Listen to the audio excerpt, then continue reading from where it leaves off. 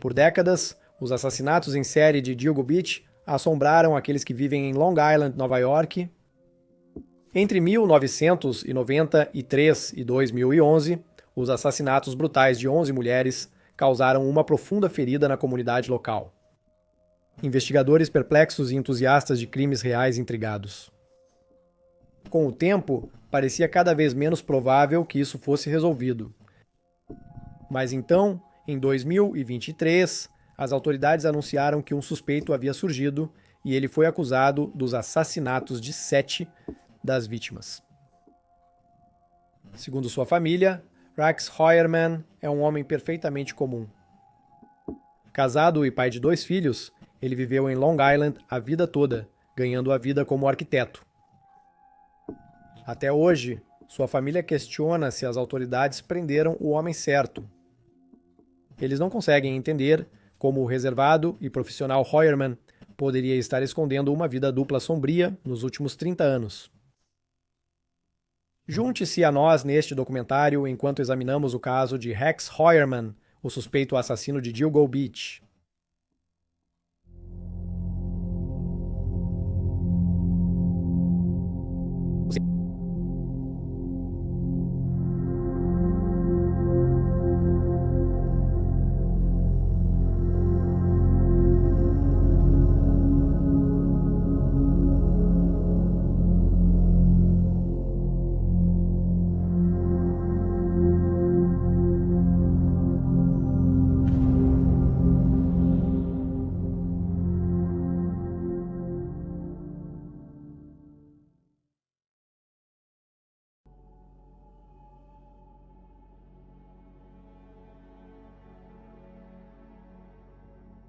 O primeiro assassinato conhecido nos crimes em série de Dilgo Beach foi o de Sandra Costilla, de 28 anos, que morava em Nova York quando desapareceu.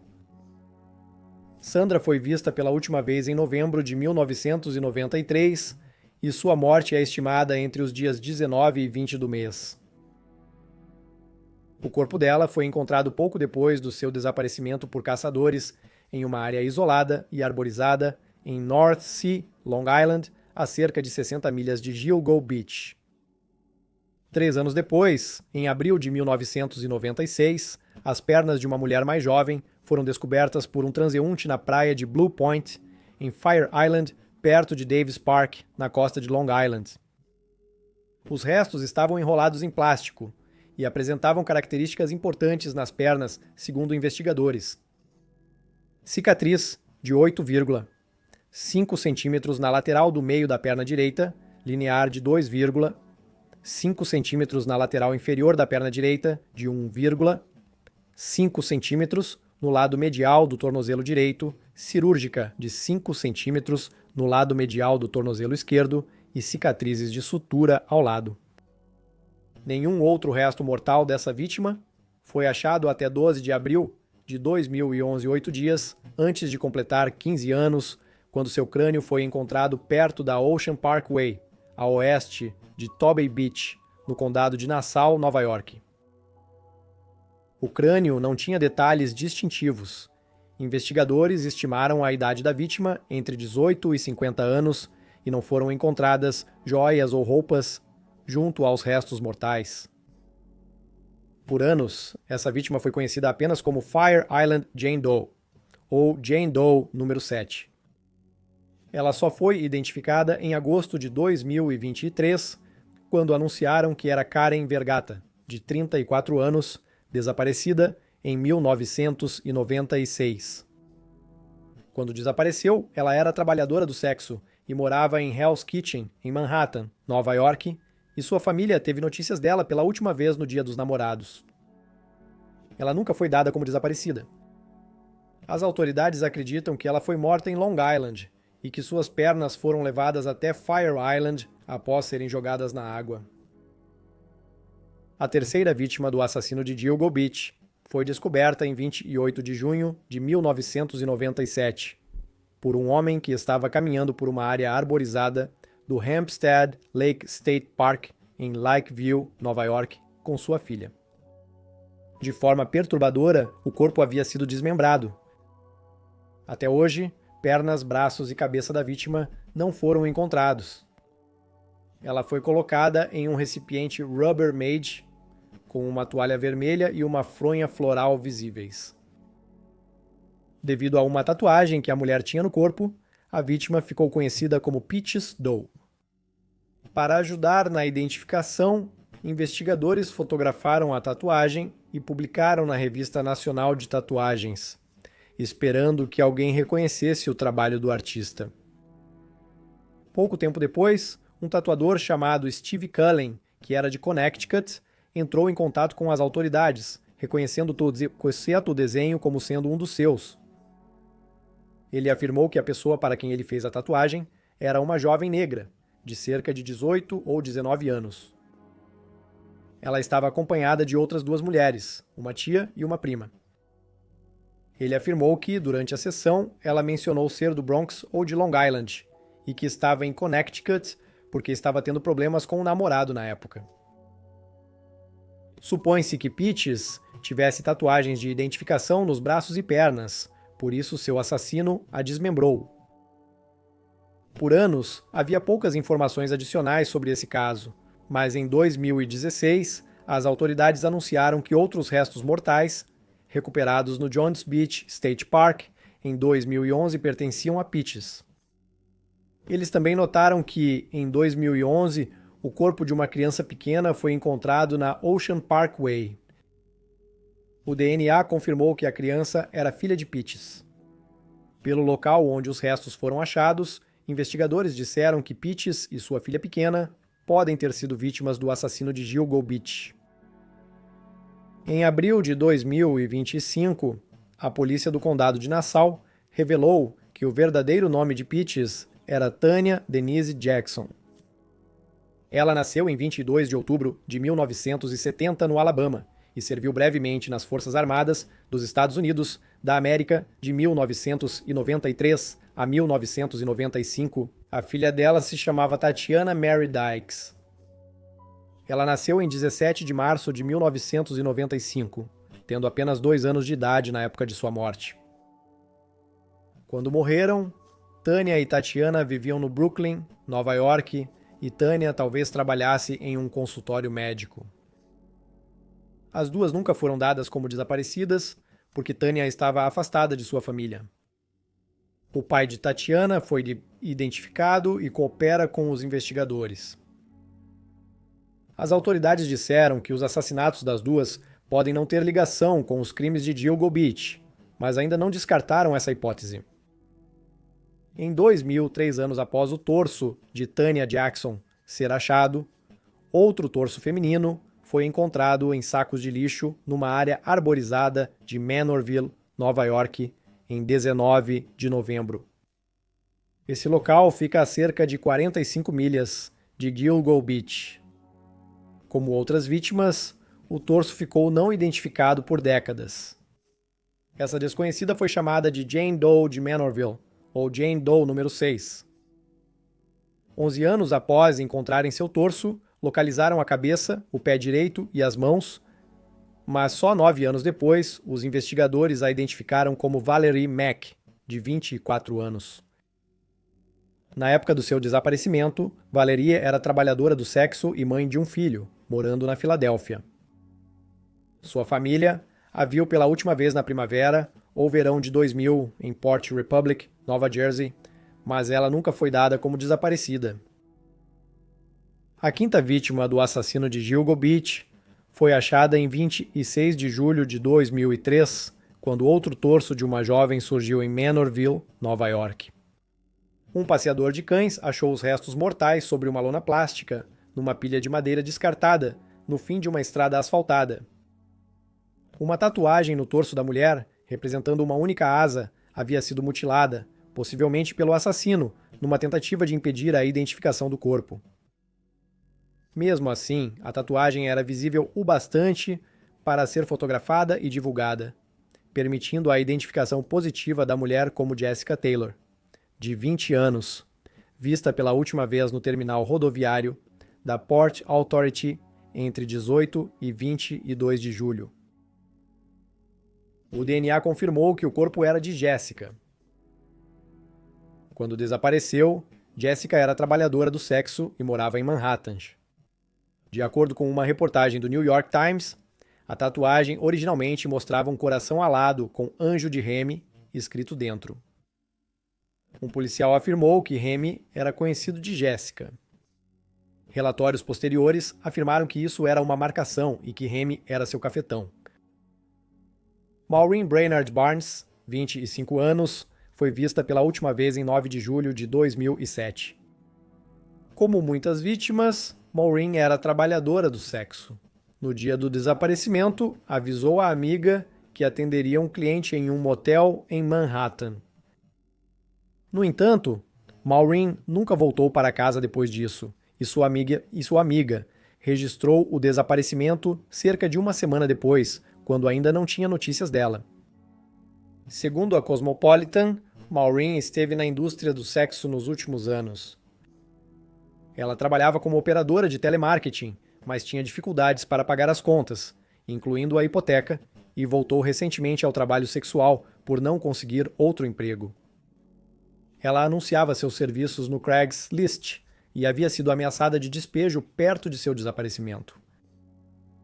Logo após Maureen desaparecer, sua amiga Sarah Carnes recebeu uma ligação de número bloqueado. Ao atender, ela ouviu a voz de um homem que não reconhecia, que disse ter visto a jovem mãe de 2 filhos trabalhando em um bordel no Queens, mas ele se recusou a especificar a localização do prostíbulo e não quis dizer quem era para Sarah. Quando ela insistiu para que ele ligasse de um número identificável, para que a polícia pudesse responder à informação dele, ele disse que ligaria, prometendo dar o endereço. Mas ele nunca ligou. Os restos mortais de Maureen foram descobertos 3 anos depois, em dezembro de 2010. Ela foi amarrada com 3 cintos de couro, um deles prendendo pés e tornozelos juntos. Enquanto isso, Melissa Barthelemy, de 24 anos do condado de Erie, Nova York, desapareceu em 12 de julho de 2009. Quando desapareceu, ela era trabalhadora do sexo no Bronx. Como Maureen, ela anunciava seus serviços no Craigslist, onde usava o pseudônimo Chloe. Na noite do desaparecimento, ela se encontrou com um cliente, depositou $900 no banco e tentou ligar para o namorado sem sucesso. Ela foi dada como desaparecida 6 dias depois por sua mãe, que ficou preocupada quando não teve notícias dela. Uma semana após o desaparecimento de Melissa, sua irmã Amanda, de 15 anos, começou a receber ligações do celular dela. As ligações eram provocações de um desconhecido. Por 5 semanas, a família de Melissa foi assediada, com um homem chamando a jovem de 24 anos de prostituta. Em 26 de agosto, ele perguntou a Amanda: "Você acha que vai vê-la de novo?" Ele então acrescentou: "Você não vai, eu a matei." Ele desligou. Frequentemente descrevia em detalhes o contato sexual com a jovem e chegou a afirmar: A mãe de Melissa, Lynn, descreveu o autor das ligações como alguém de fala suave, controlada e confortável, o que tornava suas mensagens ainda mais devastadoras. Ele passou a brincar com ela. Pela primeira vez, ela ouviu a voz do assassino. A polícia rastreou algumas ligações, localizando o celular de Melissa no Madison Square Garden, em Manhattan, e em Massapequa, Nassau, Long Island, mas nunca descobriram quem fazia as ligações. Lynn disse à mídia que, quando Melissa desapareceu, seus registros telefônicos mostravam várias ligações para Manorville, onde outras vítimas foram achadas. No ano seguinte, em 6 de junho de 2010, Megan Waterman, de 22 anos, desapareceu em Nova York. Ela estava hospedada em um motel em Hauppauge, cerca de 15 milhas a nordeste de Gilgo Beach na época. Megan era outra trabalhadora do sexo que usava o Craigslist para anunciar e marcar encontros, mas não atuava por conta própria.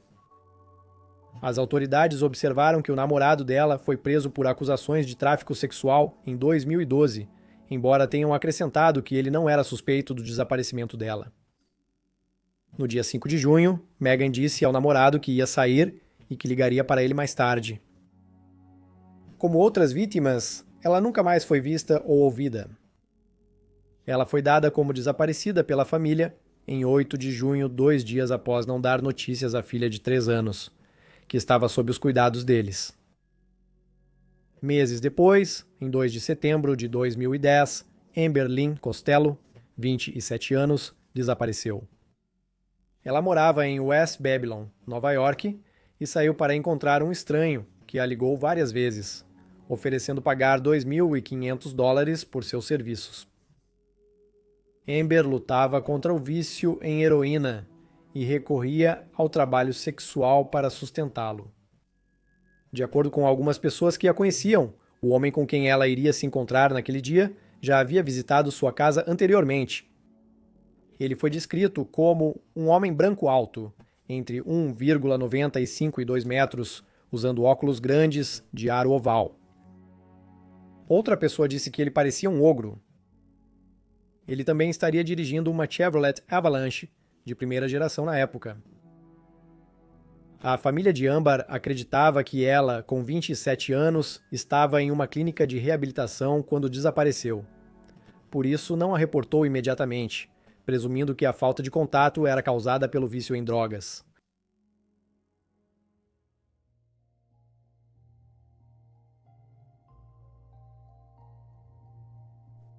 Entre o desaparecimento de Melissa Barthelemy e Megan Waterman, porém, houve outra vítima, cujo caso motivou a abertura de uma investigação mais ampla sobre as mortes e desaparecimentos de jovens mulheres vulneráveis de Nova York.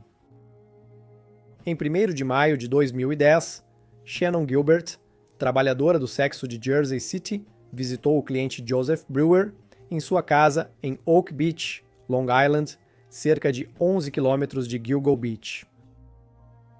Shannon estava acompanhada nessa viagem por Michael Peck, que a levou até lá, e nas primeiras horas da manhã, Peck foi abordado por Brewer, que afirmou que a jovem estava agindo de forma irracional e não queria sair da casa. Poucos momentos depois, a própria Shannon fugiu da casa, aparentemente em estado de pânico, antes de tentar pedir ajuda aos vizinhos próximos. Às 4h51 da manhã, ela chamou a polícia local, dizendo que alguém a perseguia, e que uma entidade desconhecida, chamada por ela de Eles, tentava matá-la. Peck então seguiu Shannon e tentou colocá-la de volta no carro, mas ela ainda estava tão assustada e alarmada que escapou de suas mãos e desapareceu na noite. Peck foi para casa sem ela. Logo após a confusão ser relatada pelos vizinhos, a polícia chegou à propriedade de Brewer. No entanto, a essa altura, tanto Shannon quanto Peck já tinham ido embora, e a polícia não procurou por Shannon, presumindo que ela tivesse ido para casa com Peck. A família só considerou Shannon desaparecida quando seu namorado avisou que ela não havia voltado. A família, então, dirigiu até Oak Beach, a cerca de 225 quilômetros de onde moravam, para tentar procurá-la por conta própria. Além disso, eles pressionaram as autoridades locais para investigarem o desaparecimento dela. Apesar da busca policial, não houve resultados. Apenas após uma segunda busca, em 11 de dezembro de 2010, o Departamento de Polícia do Condado de Suffolk encontrou o corpo de Melissa Barthelemy. Revistando ainda mais a área, eles logo encontraram os corpos de Maureen Brainerd Barnes, Megan Waterman e Amber Costello. As 4 de Gilgo Beach, como foram chamadas depois, foram encontradas a cerca de 150 metros umas das outras. Durante o ano seguinte, os investigadores fizeram mais exames na área. Isso os levou a achar mais restos de Jessica Taylor e Valeria Mack. Eles também acharam o corpo de outra possível vítima, chamada de Asiática Doi. A Asiática Doi segue sem identificação.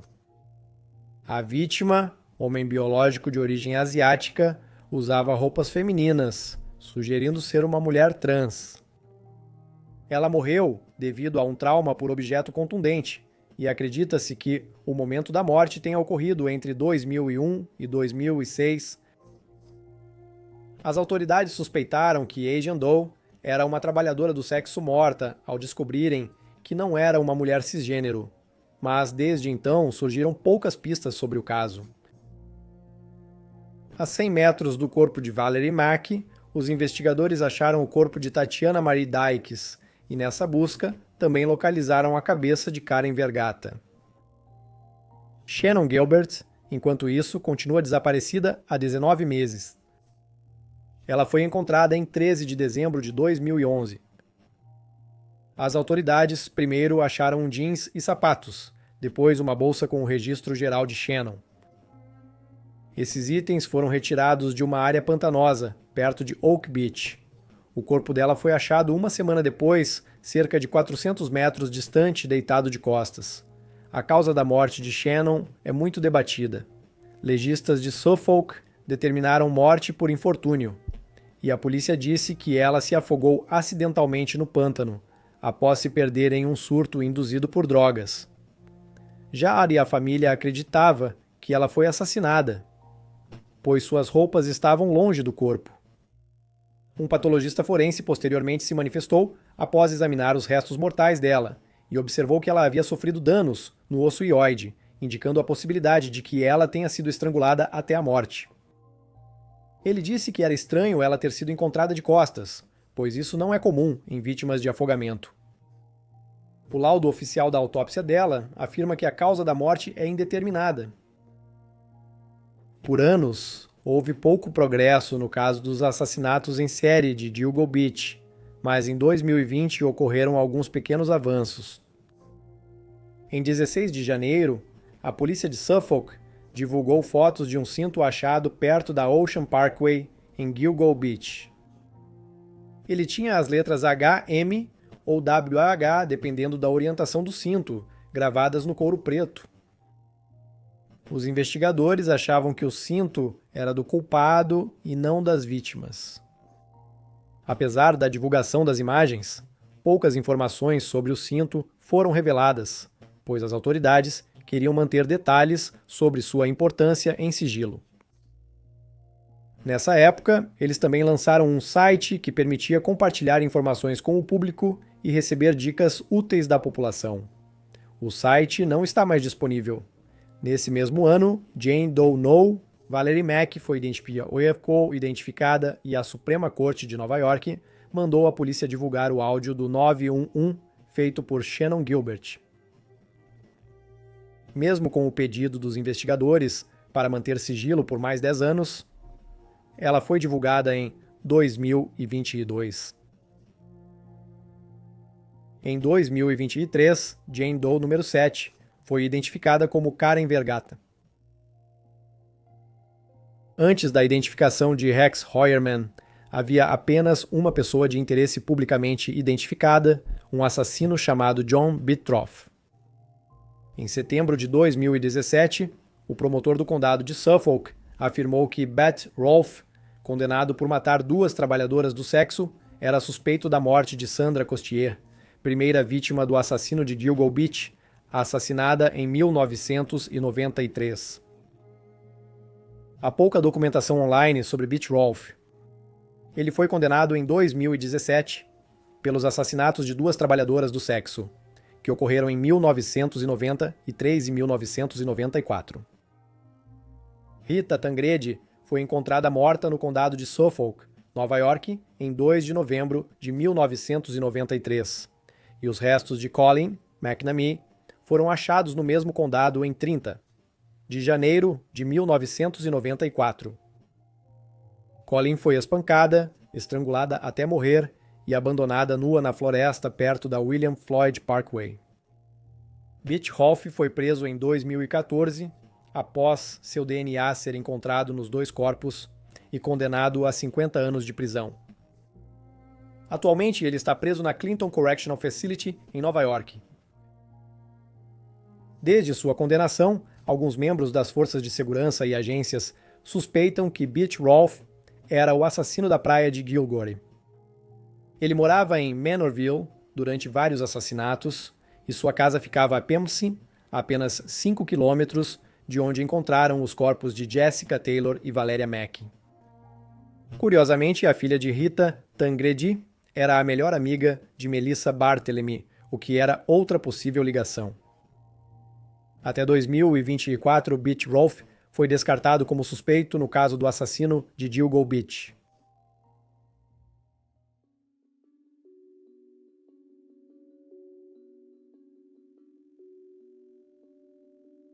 Por 30 anos, a identidade do assassino de Gilgo Beach foi um mistério.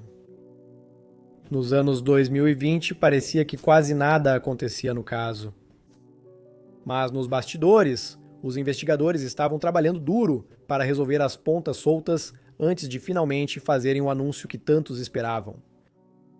Havia um suspeito sob custódia, e ele havia sido acusado dos assassinatos de 3 das vítimas de Gilgo Beach: Melissa Barthelemy, Megan Waterman e Amber Costello. Também foi observado que ele era o principal suspeito do assassinato de Maureen Brainerd Barnes.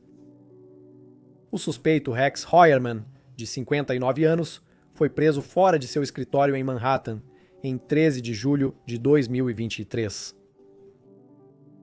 Heuermann, casado e com 2 filhos, nasceu em Long Island e trabalhava em Manhattan desde 1987. Quando foi preso, ele era presidente da empresa de arquitetura, recursos humanos, consultores e associados. Sua filha adulta também trabalhava na empresa. Demorou algum tempo para Heuermann chamar a atenção da polícia, já que ele só foi identificado como suspeito em 2022, depois que os investigadores compilaram uma lista de pessoas que possuíam uma Chevrolet Avalanche de primeira geração em 2010, quando Amber Costello desapareceu. Eles observaram que, além de possuir esse veículo, Heuermann correspondia à descrição do homem muito grande e alto, com aparência de ogro, que foi descrito pelos colegas de casa de Amber. Além disso, as autoridades conseguiram conectar vários celulares descartáveis a ele e aos locais onde várias das vítimas desapareceram, e foi descoberto que suas pesquisas na internet eram frequentemente por materiais sádicos, pornografia infantil, imagens das vítimas e de seus familiares. Heuermann mantinha várias contas online com nomes falsos para atividades ilegais, como contato com trabalhadoras do sexo, e pesquisava por que as autoridades não rastreavam ligações do assassino em série de Long Island. Por que o serial killer de Long Island ainda está solto? Uma nova tecnologia de telefonia pode ser a chave para avançar no caso. As autoridades notaram que os escritórios de Heuermann eram em Manhattan, de onde partiram várias ligações provocativas para conhecidos das vítimas. Centenas de eletrônicos e cerca de 300 armas foram apreendidos na casa de Heuermann, após mandado de busca, e um plano detalhado dos crimes foi achado em seu computador. Outro documento, que incluía categorias detalhadas como problemas, suprimentos pré-preparo, preparo e pós-evento, também foi recuperado. O documento fazia referências a DNA, marcas de pneus e manchas de sangue e destacava lições de assassinatos anteriores e métodos de matar que ele havia pesquisado. A evidência mais incriminadora de todas, porém, foi, é claro, o DNA que foi recuperado de várias vítimas. Por exemplo, em um dos cintos usados para amarrar Maureen Brainerd Barnes, havia DNA que foi identificado como sendo da esposa de Heuermann. Ele foi acusado pelo assassinato de Maureen em janeiro de 2024. Em dezembro daquele ano, ele foi acusado do assassinato de Sandra Costier em 1993, após o DNA de cabelos encontrados em seu corpo ser identificado como de Heuermann. Fios de cabelo dele foram achados no saco de estopa que cobria o corpo de Megan Waterman. Cabelos da esposa dele foram achados em mais 2 vítimas, mas ela estava fora do estado nos assassinatos.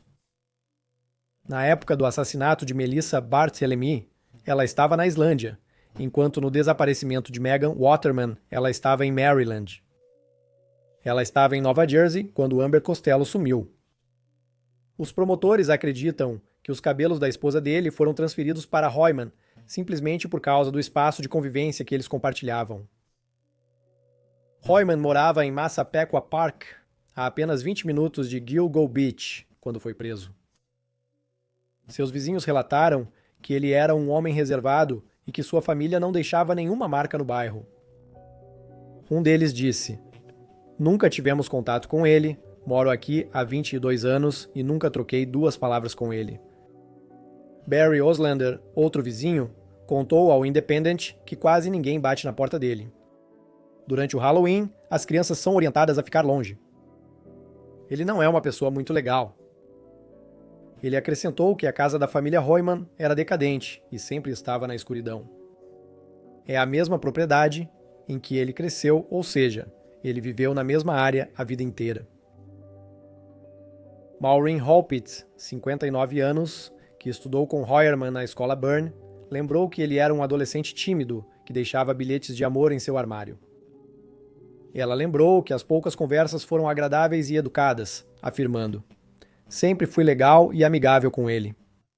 Parecia que ele era alvo de provocações e visto como um pouco nerd. Ele era muito quieto, tranquilo, então eu era legal e dizia: 'Oi, Rex, tudo bem?' Ela disse que os bilhetes de amor não eram assinados, mas uma vez viu Rex colocando um no seu armário. Eles nunca tiveram um relacionamento, mas ela deixou claro que não tinha interesse. Para a família de Hoyman, sua prisão foi um choque. Asa Ellerup conheceu Hoyman aos 18 anos. Ela lembrou que se apaixonou imediatamente por ele.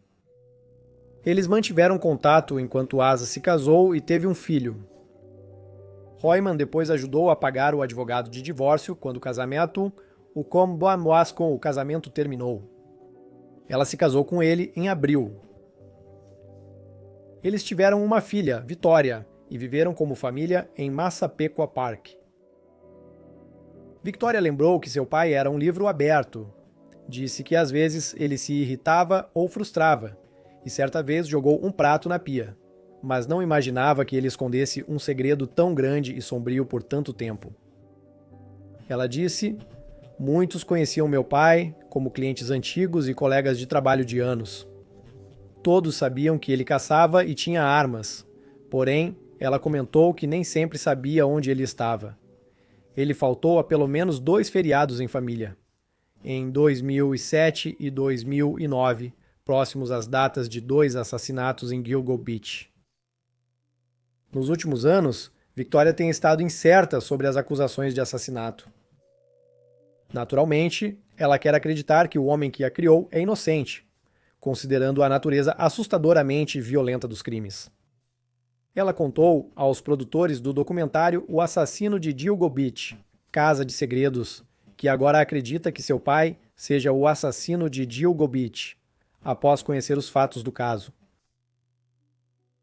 Azarella, por sua vez, continua lutando com a ideia de que Hoyman pode ser culpado. Ela o chamou de herói, dizendo que se conheceram após ela sofrer abuso sexual de um colega e tentar suicídio. Ela afirmou que ele esteve ao lado dela durante tudo isso e que permaneceu com ela durante várias doenças, e quando ela precisou passar por uma mastectomia dupla nos últimos anos. Apesar do divórcio finalizado em 2025, Ellerup afirmou que só se separou de Hoyman por questões financeiras e para proteger os bens da família, continuando a chamá-lo de marido. Ela recentemente começou o processo de mudança para Cotuí, a Carolina do Sul, e tem planos de comparecer ao julgamento em Nova York. Ela disse à mídia que vai esperar para ver todas as provas antes de tirar qualquer conclusão, afirmando: "Você quer saber como me sinto? Eles estão escolhendo, fazendo suposições para a narrativa deles. Eu conheço Rex desde que eu tinha 18 anos. Eu sei para que esse cômodo, onde os promotores dizem que Hoyman matou algumas de suas vítimas, era originalmente usado e as alegações infundadas deles." Hoyerman, desde então, foi acusado dos assassinatos de Valerie Mack e Jessica Taylor, além das acusações já existentes pelos assassinatos de Sandra Costier, Maureen Brainerd Barnes, Melissa Barthelemy, Megan Waterman e Amber Costello. Ele se declarou inocente de todas as acusações e continua afirmando sua inocência. Até abril de 2025, o caso Hoyerman segue em pré-julgamento, com advogados tentando anular provas de DNA essenciais. Provas de DNA, especialmente fios de cabelo de vítimas, foram ligadas ao pai de 2 filhos com testes de DNA nuclear inéditos em tribunais de Nova York. A CBS News informou que agora até um fio de cabelo antigo e sem raiz pode ser ligado a um suspeito se milhares de pequenos pontos do DNA coincidirem. Esse teste é comum para identificar restos mortais e prevenir doenças, mas os advogados de Heumann alegaram que ele é falho. Eles também solicitaram a divisão do caso em vários julgamentos. Embora o juiz tenha aceitado realizar audiências para analisar ambas as opções, o resultado ainda é desconhecido. Enquanto isso, autoridades investigam Heumann para identificar possíveis outras vítimas ligadas a ele. Enquanto espera julgamento, Boyman cumpre pena no Riverhead Correctional Facility, condado de Suffolk, Nova York. Ele fica isolado da população carcerária pela natureza dos crimes que teria cometido. Ainda não marcaram a data do julgamento dele?